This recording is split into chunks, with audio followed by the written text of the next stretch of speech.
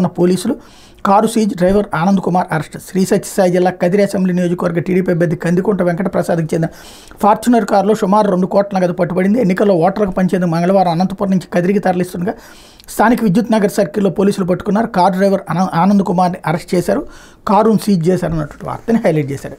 అయితే పవన్ని ఓడించి తరిమేయడం ఖాయం, ఆయన ఓడించకపోతే పేరు మార్చుకుంటా, తునిఘటనకు చంద్రబాబే కారణం, పవన్ చంద్రబాబులపై ముద్రగడ ఫైర్. జనసేన అధ్యక్షుడు పవన్ కళ్యాణ్ని పిఠాపురంలో ఓడించి తరిమేసేందుకు ఇక్కడ ప్రజలు సిద్ధంగా ఉన్నారు. కాపు ఉద్యమ నేత మాజీ మంత్రి ముద్రగడ పద్మనాభం చెప్పారు. ముఖానికి రంగులేసుకుని వచ్చేస్తే ప్రజలు ఓట్లేసేస్తారని ప్రశ్నించారు. కాకినాడ జిల్లా కిర్లంపూడిలో మంగళవారం మీడియా సమావేశంలో ఆయన పవన్ చంద్రబాబు తీరుని ఎండగట్టారు. పిఠాపురంలో పవన్ కళ్యాణ్ ఓడించకపోతే తన పేరు ముద్రగడ పద్మనాభన్ రెడ్డిగా మార్చుకుంటానని సవాల్ విసిరారు. ఉప్మా కాఫీలు పెడుతున్నానని విమర్శించడం పవన్కి తగదని, ఇంటికి వచ్చిన వాళ్ళకి మర్యాద చేయడం తమ కుటుంబానికి అలవాటని చెప్పారు. 2014 నుంచి బీజేపీతో కలిసే ఉన్న పవన్ కళ్యాణ్ ప్రత్యేక హోదా ఎందుకు తీసుకురాలేదని, విశాఖ ఉక్కు ఫ్యాక్టరీ ప్రైవేట్ పరం కాకుండా ఎందుకు ఆపలేకపోయారో చెప్పాలని డిమాండ్ చేశారన్నట్టు వార్తని హైలైట్ చేశారు.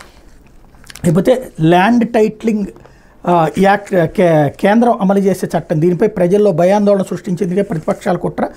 రాష్ట్ర ప్రభుత్వానికి సంబంధం లేని ఈ చట్టంపై దిగజారుడు రాజకీయం చేయడం దుర్మార్గం. 14 ఏళ్ళు సీఎం చేశానని చెప్పుకునే చంద్రబాబు ఇంత అసహ్యంగా మాట్లాడటానికి నోరెలా వచ్చిందో వైఎస్ఆర్సీపీ ప్రధాన కార్యదర్శి సజ్జల రామకృష్ణారెడ్డి అన్నటువంటి వార్తని ఇక్కడ ప్రధానంగా హైలైట్ చేశారు. లేకపోతే ఆ నోటిని శాశ్వతంగా మూసేయాలి, సీఎం జగన్పై మరోసారి చంద్రబాబు అనుచిత వ్యాఖ్యలు. దెందులూరు